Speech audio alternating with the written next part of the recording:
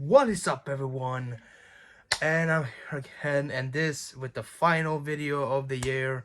One last video uh, before the year comes to an end. And what a year it has been, really. It's been really incredible. Just both here on the channel and personally, and just all over the world and as well. I cannot say it has been an perfect year, definitely far from it, but at least somewhat better than 2020, at least in some cases, especially for movies.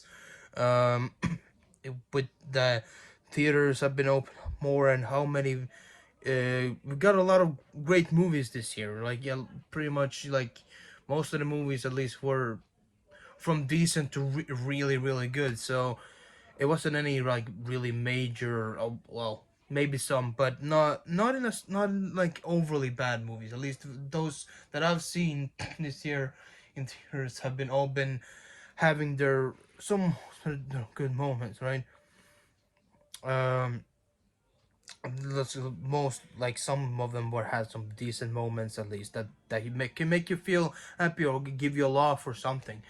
So uh that it's I've seen like around 10 movies this year in theaters. The most that I've ever watched in theaters in like a long while. Because usually during the years I've just been able to have time to watch maybe, I don't know, like four or five tops.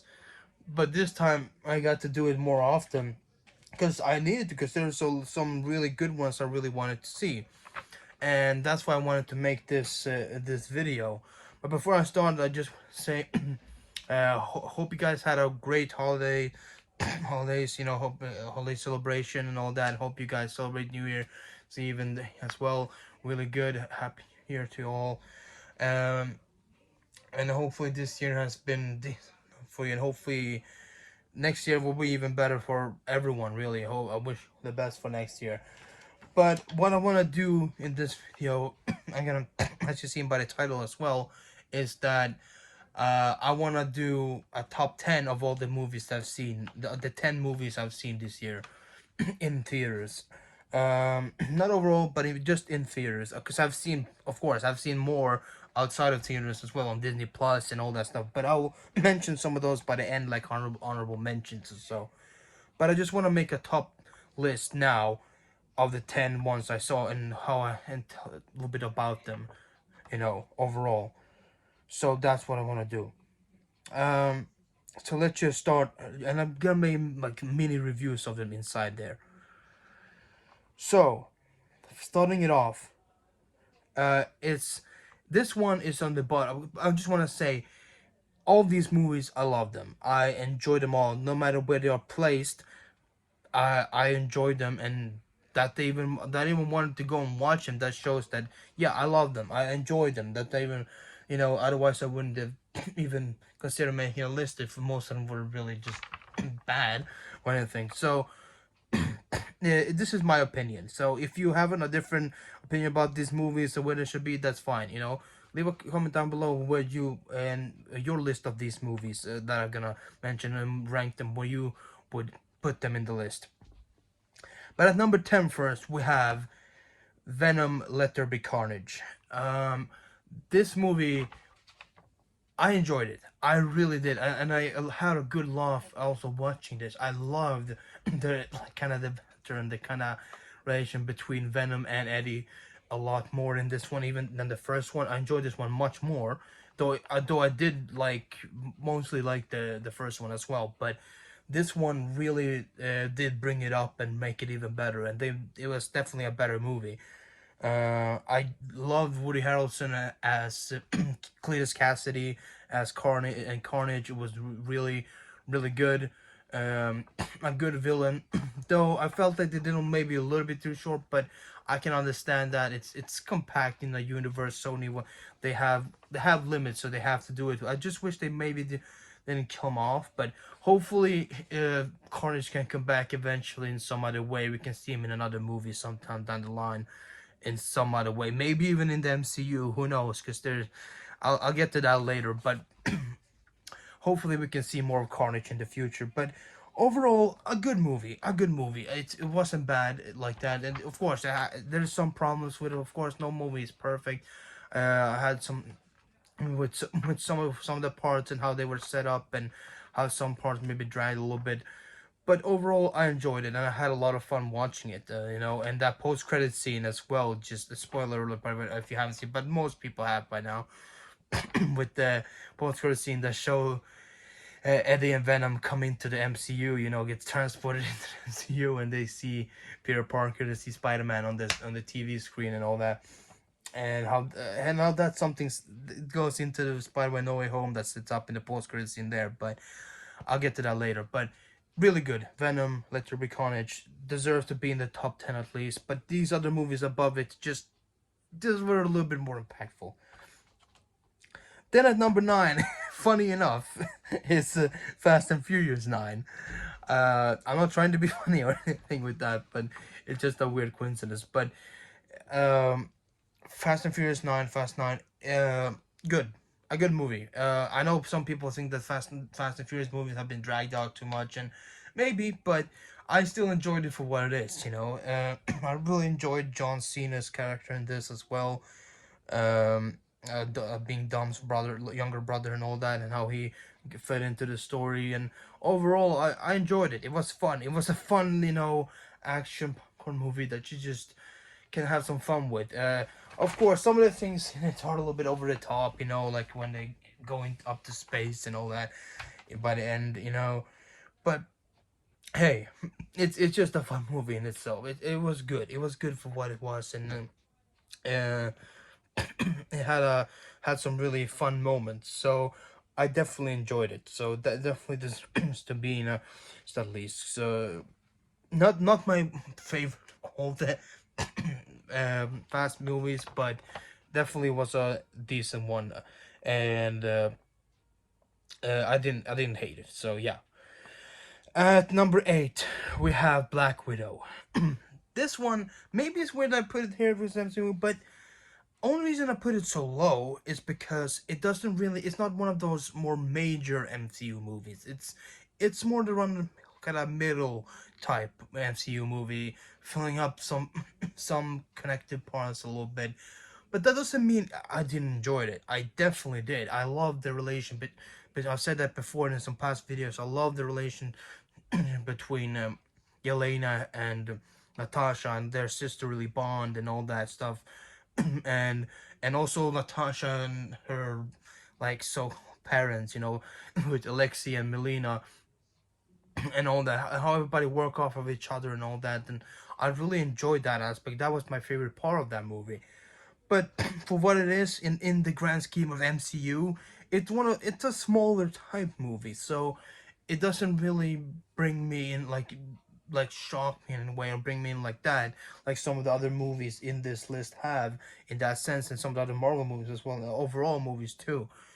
But for what it was, really good movie. I liked it. I had a good time with it, and it set up another good, really great character as well in Yelena, which I hope to see more of, especially what we saw from her in the Hawkeye show as well. So definitely love that.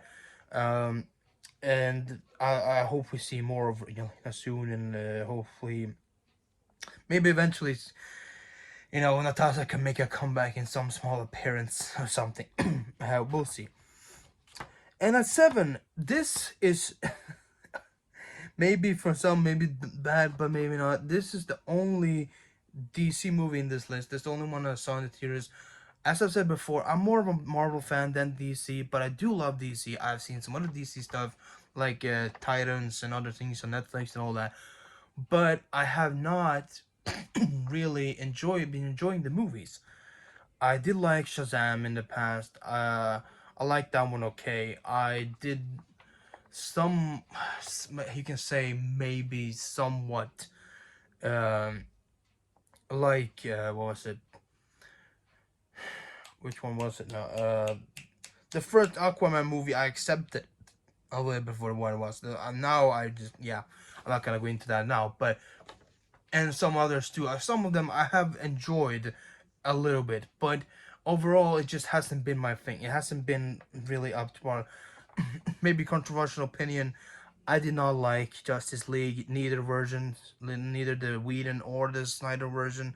I just it wasn't really it didn't really do it for me. It was I think for me personally, I felt like it dragged on a little bit, and it wasn't terrible. Some of the shots were really nice and all that stuff in the Snyder version and all that, and it was definitely a much better version than the Whedon one. But for me personally, I just didn't get into it, and I didn't see it on in cinema either, so I can't put it here. But it probably would have been lower if I did. But Suicide Squad was one I saw, and mostly because it was directed by James Gunn. But Suicide Squad, the first one in a while I've seen in theaters, and I enjoyed it. I had a good laugh with it. I liked every character in there. Rick, you know, what is his name? It was not shot. Bloodsport, right? Idris Elba's character and John Cena's character as well. Peacemaker, which has a spin-off show coming out soon. Really good. And all the other ones as well. You know, Harley Quinn, and once again, Margot Robbie doing a great job there, and some of the other ones too. It was good. It was really fun, and it set itself really nicely. And the only reason it's not on the high end, it's more because it is still a DC movie in the sense that has it doesn't really do much other than being in its own contained self. It doesn't further anything except for that Peacemaker show, right? If except for that, but other than that, it's just its own thing, and it's just has that feeling of yeah, it's one story. It's good. It's good for watch. Sometimes you get all off, but it didn't really make me feel wonderment like oh wow, I can't wait to see what's next. Oh, wow, this good cool like expansion. No, it just didn't make me feel. I'm basing this off of how I felt watching these movies, and it didn't really make me feel anything more than just oh this is good, this is fun for what it is in itself when you watch it, you know. But besides that, with that said, really good movie, really fun movie, and I enjoyed it, and it was definitely much better than the first Suicide Squad movie, 100%. This one was done better, and it definitely set up set the stakes better, higher as well for what happened in it. So definitely good. It's somewhat is loosely connected to the rest of the DCU, it, but on the other hand, it's also more a self-contained thing. So it is what it is. But I really enjoyed it though. At number six, we have Godzilla versus Kong. This movie, going into this one, I wasn't sure how I was gonna feel about it. I did enjoy the first Godzilla movie. Okay, it was fine. It was nothing special, but it was good. I liked the new take and a new design of Godzilla and all that stuff. Then going into Kong Skull Island, I really liked that too. That movie was very solid. I did enjoy that a lot, and all the characters there. And then we had Godzilla King of all monsters. I think it was called. What it was, yeah, you know what it's called, the sequel, first Godzilla movie, and that one blew my mind. That was just epicness, just service of service with kaiju monsters. You know, it was fan service all around. Just all the monsters, you know, King Ghidorah, you know, Monster Zero, Godzilla, Rodan, Mothra, like everything. It was just epicness all around. And then when we come to this one, once again, I've kind of felt the same way. It was fan service once again. It was really well done, in a way, like how they set each character up and how they did everything with both Godzilla and with Kong, kind of fake, not making Godzilla somewhat a villain, but not really, because he was just trying to bring signal that was disturbing him and all that, and like overall, and if you haven't seen it, I'm speaking spoilers in this video, so um by the end, you know, when they bring up Mecha Godzilla, you know, that was a really cool fight between, you know, Mecha Godzilla and Kong and Godzilla teaming up to fight Mecha Godzilla. It was really nice and really cool to see. I would have maybe liked it to be a little bit more fleshed out, maybe a little bit more uh, set up, maybe better, because some of the things maybe were a little bit off in the middle, but overall, just it was really epic. It was really epic to watch, sit there and watch that and see those monsters fight. It was much, you can actually see the fights more as well. It wasn't more dark this time. It was more in some of them were in more in the light zone. It was a good mix between everything and a good mix between the monsters and the humans as well. Every human character mostly fit in where they needed to be. Maybe yeah, some can argue that some of the character like the name of a girl, the main girl of I forgot her name now. What's the actress's name? So of uh Millie Bobby Brown, right? The Millie Bobby Brown's character. They can maybe see like, did she have a purpose or not? But I feel like she did. She was there enough, and it was good for me personally. At least it was good, yeah. But I can see why some people maybe didn't feel like some of the things didn't really fit in perfectly, and some of the things as well with how they set the power level for both Godzilla and Kong as well. But overall, I did enjoy it. I think it earns a six spot in my list. And then into top five. Now we get into those a little bit. I can maybe sense some people maybe not gonna agree with here, but at number five we have, well, the most controversially like talked about Marvel movie at least this year, Eternals. And hear me out here. I personally, I did enjoy Eternals. I had nothing against Eternals. Well, it wasn't by no means a perfect movie, but for me, the shots and how the new take, like on a Marvel movie, and the feeling overall and how everything felt, the more slower pace and how it was building up some stuff, I enjoyed it. I think it was a breath of fresh air, kind of almost, a new like look into something that was a little bit different, and I enjoyed that, and I liked that Marvel tried something like that. I took a risk with something like that, and I like every character. I enjoyed all the characters, and I I liked how they were. Yeah, some of them you can argue they were a little bit stoic, most of, but that was their characteristic, and I enjoyed it, and I liked it. I had a good laugh a lot of the times, and it was good, and that twist as well towards the end with Icarus. I somewhat saw it coming, but it still kind of caught me off guard a little bit as well. It was, it was well planned out. It was well set up, so you can maybe suspect something, but you weren't fully sure. I had a feeling that one of them, were not being fully honest and something like that. So, and it was either between him or some of the others like that. So it's like you can suspect something coming, but you weren't fully sure. At least from that's how I felt, and that's why I just enjoy every character. I loved Icarus, Thena, Fastos, Gilgamesh, and when some of them died like that I felt sad, especially with Gilgamesh. That was really sad.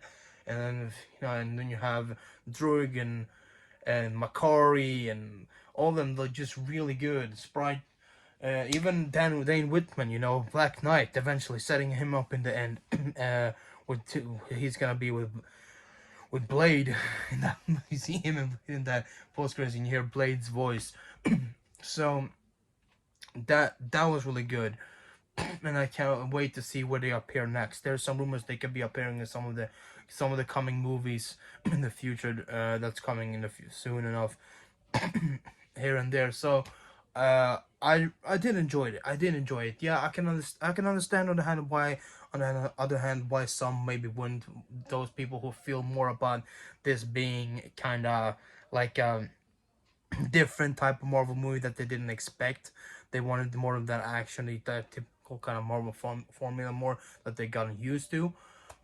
But for me personally, I did enjoy it. I did enjoy it a lot, and I would personally just give it around a 7 or 8 out of 10, because it was a fresh take, and I love those when studios takes those kind of risks and go that kind of way, when it's not just too much action and too much violence like that, when they try to figure out the characters a little bit. Yes, you can maybe make it was a little bit too packed, and maybe there should have been more time to really develop a little bit more. Maybe it should have been a series before this, or maybe or something like that, setting it up a little bit more.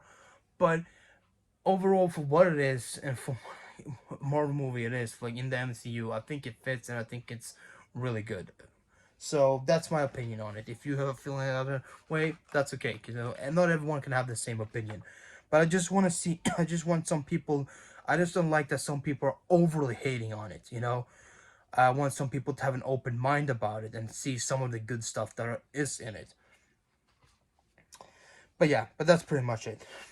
And then we get to number four, and this this movie, this movie, like this was hard. This was hard to really get over. What just, I don't even see what I wrote it here. um, uh, the yeah, the like I wrote some notes beside I can see, but anyways, this movie was good. This top number four is Shang Chi, and reason it's not in top three it's because those movies just left an even more emotional impact on me. Those three that are in the top. And I maybe should have said it before which of these movies that I have seen, but it's more better this way, so you have to see what which I'm talking about. Uh, then Ghostbusters. There's other thing here. There's between it was between this one and the next one in the it's the Ghostbusters Afterlife. I had a hard time seeing which one of these should be in third and fourth, but I'll get to why later. But Shang-Chi, first off, really good movie. I enjoyed the introduction of this new character into the MCU. I've read a little bit on Shang-Chi before, but not much. But like overall, the introduction in this movie was really good. It's really good setup and really well made. A different tweak in the story, you know, with the Mandarin and stuff like that, but still connecting back to Iron Man 3 in a way with Trevor Slattery and all that stuff, and making actual Mandarin, you know. Venwu, a really cool character, you know, being Shang-Chi's father and all that stuff, and really well set up and everything, how they did it, and the feeling in this movie and the martial arts and everything, really nice. It looked good and it felt good as well as watching it. Um, for a first outing for us for a superhero that's not overly known, it once again Marvel does a really good job and introducing this character. So overall, Shang-Chi really great, and I love how they connect stuff and how they set up things for the future. You know, how they I like the change with the 10 rings being more bracelet like that. It made sense overall, and it fit, and I like every character, like which Shang and Katie and all them. All the actors did do a good job. You know, Aquafina is fun. Simu Liu does a great job as the main character. This is like set for him. He wanted this and he asked for it and he got it and he delivered. You know, Marvel gave him that chance that he wanted and he paid him back 100% really with his performance. This so solid top for this movie. Great job on everybody involved, and I can't wait to see where Shang-Chi appears next. You know, I can't wait to see more of this. And some of those post-credit scenes are also setting up some big things for the future as well. And then now we get into the top three. This one was hard. At least number three and two. The first one, it's pretty obvious. I think you already know which one that could be because like there's one movie this year that blew everyone movie away, but we'll get to that in a bit. But between two and three and two, I had a hard time deciding this. But what I eventually went with is Ghostbusters Afterlife is coming at number three, and it's still between this one and the next one. I'll soon, but this movie was just it was awesome. It was just brilliant in how they put everything up and how they had a perfect send off, kinda, or at least close to as perfect as you can get with for Harold Ramis. You know, by the end, I was tearing up like crazy. I was just happy. It was like tears, sad tears. Just it was just awesome, and I was laughing throughout the whole thing as well. And I like the new characters too. The kids, they did a great job in this. The young actors, how they were good. They were good actors. They did a great job in this. I believed every second of it. Like in the story and all that. It got me invested. It was a much better tribute to the past, and a tribute to Ghostbusters overall than the 2016 movie. And by the way, with saying that, I'm not one of those who just bashing that 2016 movie. I'm not against it like that. I thought it was fun for what it was. It just, but of course, it wasn't a perfect Ghostbusters movie like it should have been. This one was. This one showed respect to the past, in the present, and also for the future as well. It's just every Ghostbusters fan can feel something with this. They can have something good. Yes, and there's some small problems maybe in it. Yes, of course, but overall, for what it is, it's a solid, of real sequel to the first two Ghostbusters movies. A real sequel, and it brings back so many great stuff, and it pays homage to everything in the past as well, in a good way, with the Ecto 1 and with the proton packs, and some of the quotes and some of the stories and everything, and being um that girl being, and they being the grandkids of Egon, was just a great choice. Really, that was a great choice to still to explain everything, and explain how Egon died, when he died, and how he passed away, and what he did all these years until that point and everything. I think they really handled that really well. And of course, as I said, by the end, you see him return in a spiritual way. He's there in spirit, both figuratively and literally, in a movie sense.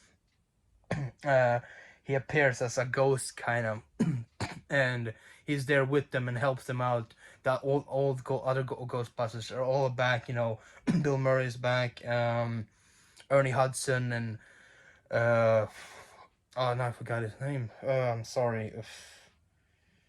Uh, I forgot his name. Plays Ray. I'm sorry. It's really tight. I've had a tough week, but I'll remember it later. But him, all of them. That's beside the point. But all of them were back, and I like that triumphant return. How they came back and how they worked together in the end with the newer ones, and all come together, and just it was great. It was really cool and a great send off. And then you hear that classic theme song in the end, and it just brings you back. So it was good. It was good. And I'm not someone who grew up with the all the ones that I wasn't born yet, but I did watch them later on as a kid, when in the early 2000s, and also later on. So it was it was good. It was good. Even for newer fans, you can have a good feeling. Even for both older, newer, and just they're just casual fans even as well. It's a good movie to watch. It's fun overall, and it was really awesome that I could see it early. I got an early an early screening of it. I got an early screening. Went to early screening of it. It was one of the first screenings before anybody else, really, if in the world. So they had like a lot of security going on. You had to put your phones into bags and everything. It was all it's kept secret. Almost the same as with Venom, but I'm glad I got to watch it that early. And I said in my quick short like post movie reaction as well to it that how it was a perfect movie for Ghostbusters fan, or at least as close as to perfect as you can get in this time. Much better than some past attempts. So really good, really solid. I enjoyed it a lot, and I'm happy I got to see that Ghostbusters movie, and it's the one most fans really wanted. So that's my little review of it. And then we get into top two, and this is the reason The reason why this movie is a 2 before Ghostbusters is because how they shocked me with it, how they caught me off guard, and that's No Way to Die, oh, No Time to Die. I mean, the final James Bond movie in the Daniel Craig series, and wow, this movie had so much, and it was really solid throughout, and it was really good, with some of the twists had in it, and of course, still my favorite is still of all of them is still, uh, I believe either Royale or maybe Skyfall. Actually, my favorite is still Skyfall, though I did enjoy Spectre as well a little bit often, but my favorite is still Skyfall. But this one comes really close to it because it just has so much great moments, great characters, and great, for Bond, and how it had set up everything, and a different type of feeling for him because now they made it even more personal because he has a daughter. It gets revealed that the girl that is the daughter of one of his former lovers and all that. It gets revealed that, yeah, that is his daughter as well. That yeah, she is his daughter. That she got pregnant 5 years earlier. So when they were together, he left her because there was something happened. They were attacked and she was involved in something, and he just left her there. I don't know where it was. I think it was in Italy or something like that, or Greece or something. And he just left her, and that was also, he went there to like say goodbye, or have a closure maybe with what was her name, from the first, um oh, now I'm blanking totally. I'm sorry. Oh, mm, oh well. But his first love interest in this series, it'll come back to me. But really, uh, really good. How they set this up in this movie, and the twist in the ending. That was just, it took me off guard really because they never done this before. They killed him off. They killed James Bond off. He actually died. He stays on the island when it explodes because he got poisoned by that poison that if you touch somebody, if you got that, he was to it because it was something, I don't know. You get it, like if you get it first from somebody else that you're not related to, you're fine yourself. But if you touch somebody else that you are related to, they will die instantly if you touch them with because that was spread to them. It's like goes inside you, some kind of mini, so something like that. I don't know, and that kills them. So he couldn't go back, even if he couldn't go back. He really wanted to, but he doesn't want to, kill his family because he wanted his daughter and his wife to live. So he stayed on that island, and you know, in the explosion, he died. So wow, and that just, I did not expect that. I had somewhat of a feeling that they can maybe do it, like it could possibly happen that something like that happens, but I also brushed it off and being like, nah, they couldn't, they wouldn't really. That would be kind of a somber ending. But yeah, they really did, and I actually applaud them for that. It was a really serious, more unexpected, and really interesting ending. To this version of James Bond, and I just want to say thank you, Daniel Craig, for these amazing five or so movies. It's been a really incredible ride with all of them, and I've loved them all. Though I only did watch two of them in cinema. It was uh, or I think was it three maybe of them much. I think I watched Spectre too. I think I watched the latest three. I think Skyfall, Spectre, and not not Time to Die. Those are the three I watched in cinema. But the other three, the other two, the first two I didn't. But really good. Daniel Craig has been awesome. my favorite Bond, 100% actually. He's become that. Before that, it was, I think it was Pierce Brosnan or so, but really cool. I enjoyed it.